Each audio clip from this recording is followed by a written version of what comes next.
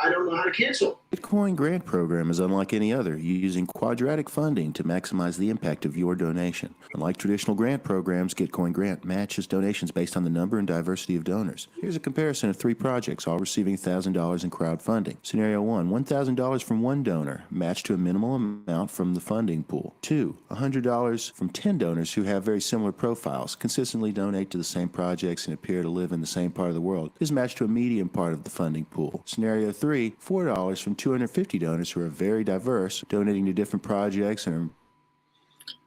Okay, I'm just trying out this EV, I don't know if it's pronounced Mux or Mux, it's M-U-X. Just trying to see what sort of visuals and audio we have going on. I'm going to run this to the end. Part of disparate parts of the world is matched to the maximum amount of the funding pool, ensuring that funding will be maximally impactful to the most people. Donations for this round is open until May 9th, so join the movement and make a difference today. Links in the description. Okay, so there's a video that I have been working on for the last few hours. Just wanted to share that. Checking out the banners feature.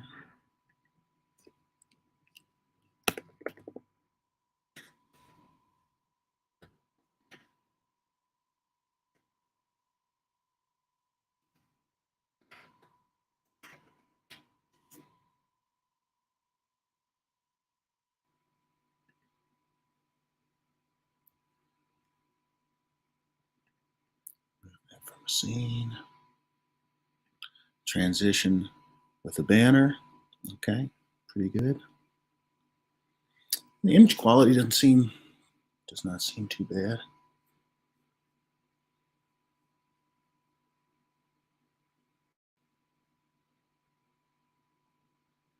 Well, let's see if we can find something to talk about.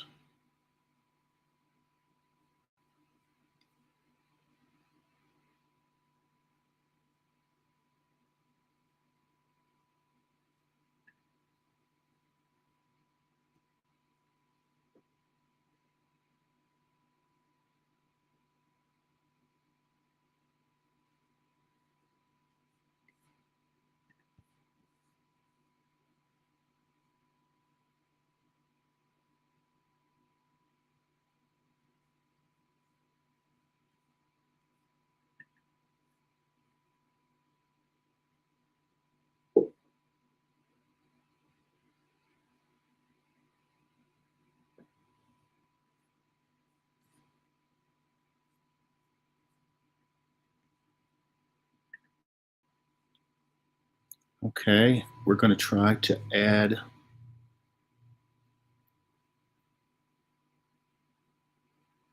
screen.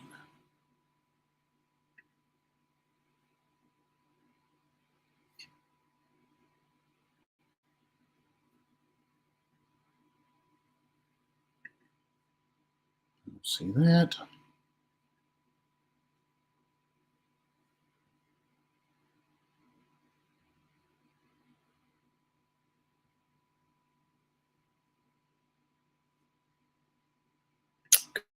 Okay, share screen.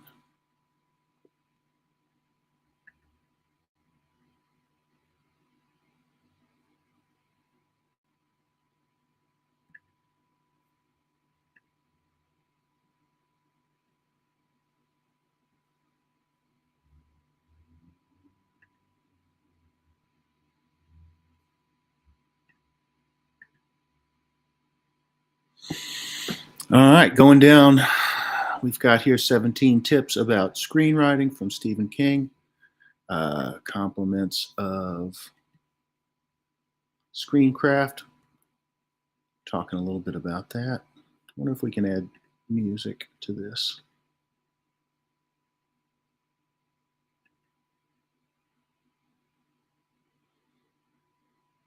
Looks like it's got sound effects, background music.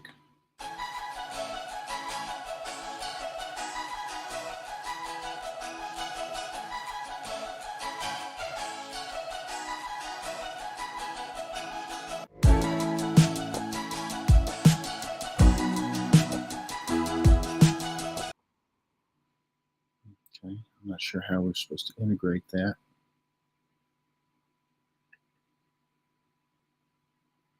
Is it click and drag? Not sure. Maybe you just play it. I don't know. Anyway, let's look at the 17 tips. Writing isn't about making money, getting famous, getting dates, getting laid, or making friends. It's about enriching the lives of those who will read your work. I think that probably relates to streaming as well, and enriching your own life. So you want to create things that enrich the lives of others. I guess fake it till you make it. Until you're creating stuff that has value, you're just practicing creating stuff? Or do you need to wait until you have something valuable to create? I don't know. I sort of like figure it out as I go along. You do need to do research because parts of your story deal with things about which you know little to know nothing. Remember that word back. That's where research belongs, as far in the background and the backstory as you can get it. Maybe entranced with what you're learning about the flesh-eating bacteria, the sewer system of New York, or the IQ potential of collie pups. But your readers are probably going to care a lot more about your characters in your story. Okay, so don't waste so much time explaining and talk about the story that you're telling. Keep the research in the back. Number 3, if you've never done it before, you'll find reading your book over after a 6-week layoff to be a strange, often exhilarating experience. It's yours. You recognize it as yours. Even be able to remember what tune was on stereo when you wrote certain lines. And yet it will also be like reading the work of someone else. It definitely is relatable. Soul twin, perhaps. This is the way it should be, the reason you waited. It's always easier to kill someone else's darlings than it is to kill your own. So give it time, go back, you can edit a little bit better after you give it some time and get a little bit of detachment. Number 4, one cannot imitate a writer's approach to a particular genre, so don't imitate others.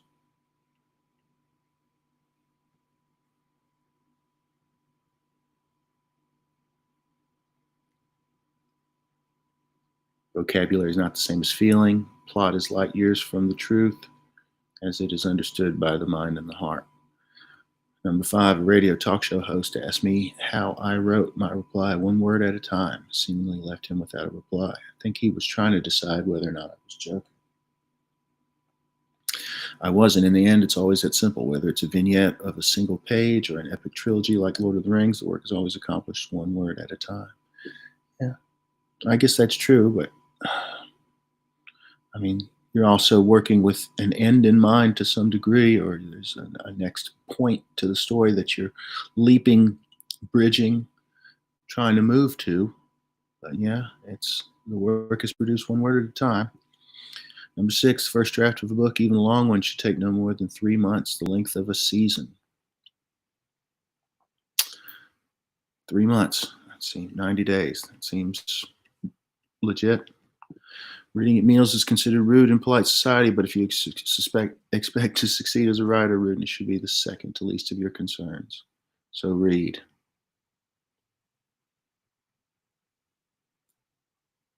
And if you're going to be truthful, your days as a polite member of society are numbered. I've heard this before. The adverb is not your friend. Consider the sentence. He closed the door firmly. It's by no means a terrible sentence, but ask yourself if firmly really has to be there. What about context? What about all the enlightening, not to say emotionally moving prose which came before? He closed the door firmly. Shouldn't he tell us how he closed the door? And if the foregoing prose does tell us, then isn't firmly an extra word? Isn't it redundant? So beware adverbs. Use a stronger verb. I've heard that before. Number 9, I'm convinced that fear is at the root of most bad writing. Dumbo got airborne with the help of a magic feather. You may feel the urge to grasp a passive verb or one of those nasty adverbs for the same reason. Just remember, before you do that, Dumbo didn't need the feather. The magic was in him.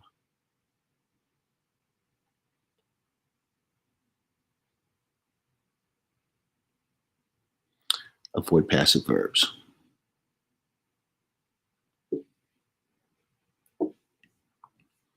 Number 10, timid writers like passive verbs for the same reason that timid lovers like passive partners. The passive voice is safe. The meeting will be held at 7 o'clock.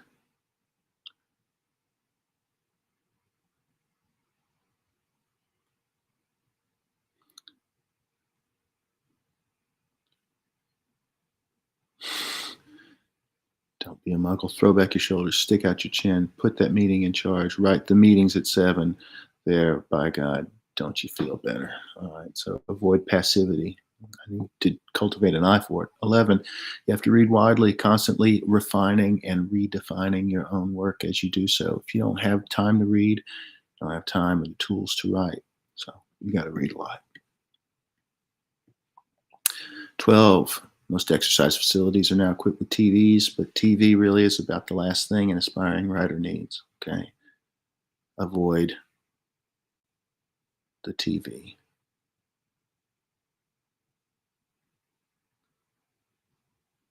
Turn inward toward the life of the imagination, and that means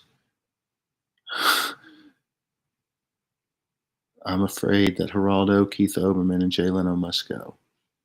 Reading takes time, and the glass takes too much of it. What happened to Keith Oberman? Didn't he have a rant that got him in trouble? All right. 13, when I'm asked for the secret of my success, an absurd idea but impossible to get away from.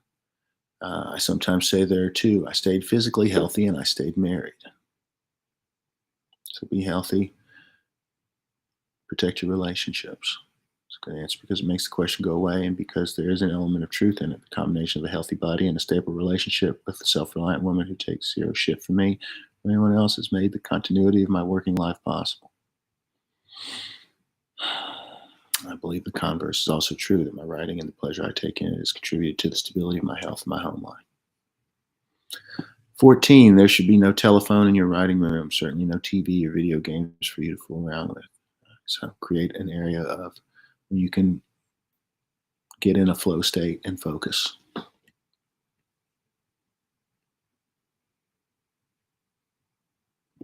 15, when during the course of an interview for the New Yorker, I told the interviewer that I believe stories are found things like fossils in the ground. He said that he didn't believe me. I replied that that was fine as long as he believed that I believe it.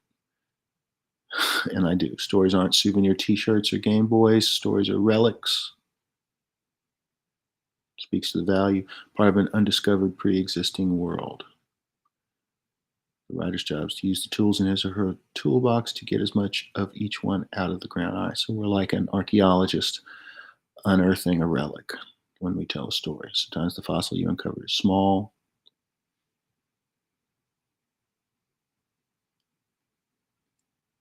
Either way, short story or 1,000-page whopper of a novel, the techniques of excavation remain basically the same.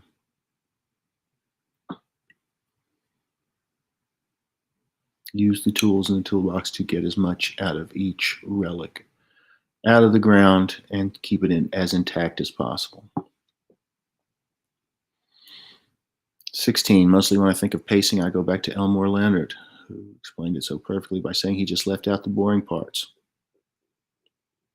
This suggests cutting to speed the pace, and that's what most of us end up having to do. And there we have Kill Your Darlings. Even when it breaks your egocentric little scribbler's heart. I hear you. 17, you don't need writing classes or seminars any more than you need this or any other book on writing. Faulkner learned his trade while working in the Oxford, Mississippi post office. Other writers have learned the basics while serving in the Navy, working in steel mills, or doing time in America's finer crossbar hotels. I learned the most valuable and commercial part of my life's work while washing motel sheets and restaurant tablecloths at the new Franklin Laundry in Bangor. You learn best by reading a lot and writing a lot, and the most valuable lessons of all are the ones you teach yourself. So read a lot, write a lot, and learn lessons in the process. And that's the last one. I'm gonna go back and take.